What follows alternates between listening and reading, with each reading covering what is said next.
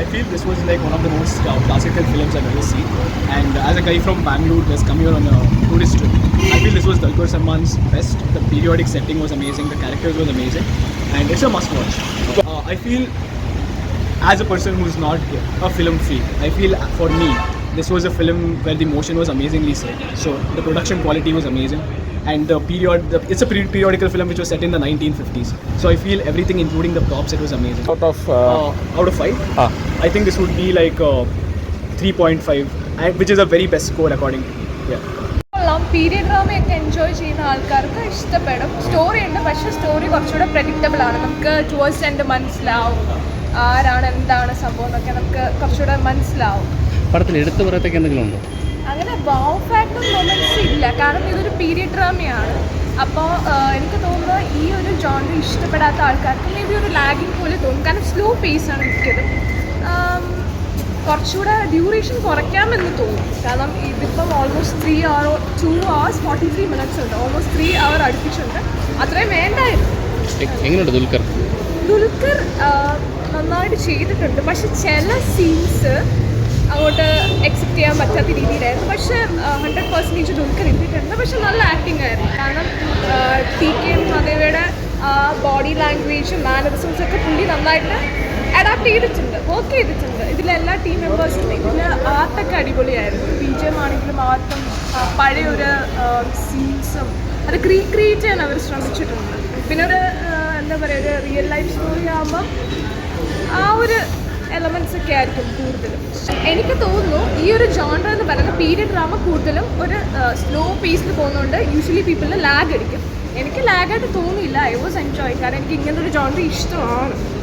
എനിക്ക് എൻജോയ് ചെയ്തു, കണ്ടിരിക്കാം, അല്ലാതെ നെഗറ്റീവ്സ് പറയാനായിട്ട് തോന്നിയില്ല. സ്റ്റോറി പിന്നെ പ്രെഡിക്റ്റബിൾ ആണ്, കാരണം നമ്മൾ ഇതുപോലത്തെ കുറേ മൂവീസും ഫിലിം സ്റ്റാർസിൻ്റെ ലൈഫാണെങ്കിലും നമ്മൾ കേട്ടിട്ടുണ്ട്, കണ്ടിട്ടുണ്ട്, സോ അണ്ടർസ്റ്റുഡ് ആണ്. അതുകൊണ്ടായിരിക്കാം എനിക്ക് ഓക്കെ ആയിരുന്നു തോന്നിയത്. ഒരു 5-ലൊരു എത്ര റേറ്റിംഗ് കൊടുക്കും? 5-ലൊരു 3.5. കാരണം വൗ ഫാക്ടറായിട്ട് പറയാൻ ഒന്നുമില്ല, കാരണം ഓൾറെഡി പറഞ്ഞ പോലെ പീരിയഡ് ഡ്രാമയാണ്. കാരണം പീരിയഡ് ഡ്രാമയാകുമ്പോൾ ഒരാളുടെ ലൈഫാണ്, അപ്പം കുറേ ലിമിറ്റേഷൻസ് ഉണ്ട്. ഇവർക്ക് എക്സ്ട്രാ മസാലാസ് ആഡ് ചെയ്യാൻ പറ്റില്ല. അങ്ങനെ കണ്ടുകൊണ്ടിരിക്കാൻ നല്ലതാണ്. പിന്നെ ഇതിൽ ആക്ട്രസ് അടിപൊളിയായിട്ട് അഭിനയിച്ചിട്ടുണ്ട്. പുള്ളി നേരത്തെ മൂവിൽ അഭിനയിച്ചിട്ടുണ്ട്, എനിക്ക് തോന്നുന്നു ഏതോ തെലുങ്ക് മൂവിൽ ആക്ട് ചെയ്തിട്ടുണ്ട്. She was very good. Keerthy സുരേഷിന് ഒരു ചെറിയൊരു മാനസം എനിക്ക് ഈ മൂവി കണ്ടപ്പോൾ ഒരു ഫസ്റ്റിൻ്റെ ഹാഫിൽ മഹാനടിയുടെ ഒരു റെസംബ്ലൻസ് തോന്നി, കാരണം അത് പഴയ കാലഘട്ടത്തെ ആക്ടിങ് ആണ്. അപ്പോൾ അവർ ഭയങ്കര എക്സ്പ്രസീവായിട്ടാണ് ആക്ട് ചെയ്യുന്നത്. കൊള്ളാം, നല്ല രസമുണ്ട് കണ്ടുകൊണ്ടിരിക്കാൻ. എന്താണ് ഇഷ്ടപ്പെട്ട പടത്തിൽ? ആ ഒരു സെക്കൻഡ് ഹാഫിലെ ആ ഒരു ഇൻവെസ്റ്റിഗേഷൻ സെക്ഷൻ. ദുൽഖറൊക്കെ എങ്ങനെയുണ്ട്? ദുൽഖറുടെ പെർഫോമൻസ് നല്ല പടമാണ്. നമ്മൾ വലുതായിട്ട് പ്രതീക്ഷിച്ച് വരാതിരുന്നാൽ മതി, അല്ലാതെയാണെങ്കിൽ കുഴപ്പമില്ല. എങ്ങനെയുണ്ട് ദുൽഖറൊക്കെ? ദുൽഖർ നല്ല അഭിനയമാണ്. ദുൽഖർ ആ ഒരു പഴയ രീതിയിൽ നമ്മളെ കൊണ്ടുപോയി, അത്രേ ഉള്ളൂ പറയാൻ. ഇല്ല, ഫസ്റ്റ് ഹാഫ് കുറച്ച് ലാഗായിട്ട് തോന്നി. സെക്കൻഡ് ഹാഫ് കുഴപ്പമില്ലായിരുന്നു, നമ്മളെ ഇരുത്തി.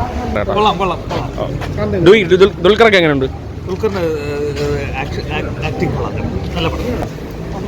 എങ്ങനെ ഇഷ്ടപ്പെട്ടോ? ദുൽഖറൊക്കെ എങ്ങനെയുണ്ട്? ഓക്കെ, എങ്ങനെയുണ്ട് ചേച്ചി പടം? അല്ലതാ ഇഷ്ടപ്പെട്ടോ പടം? സൂപ്പർ പടം. എന്താണ് ഇഷ്ടപ്പെട്ട പടത്തിൽ?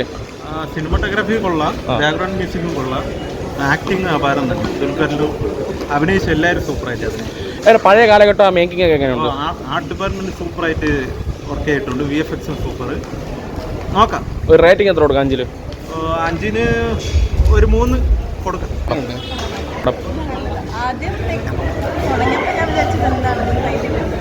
ദുൽഖർ എങ്ങനെയുണ്ട്? എങ്ങനെയുണ്ട് പടം?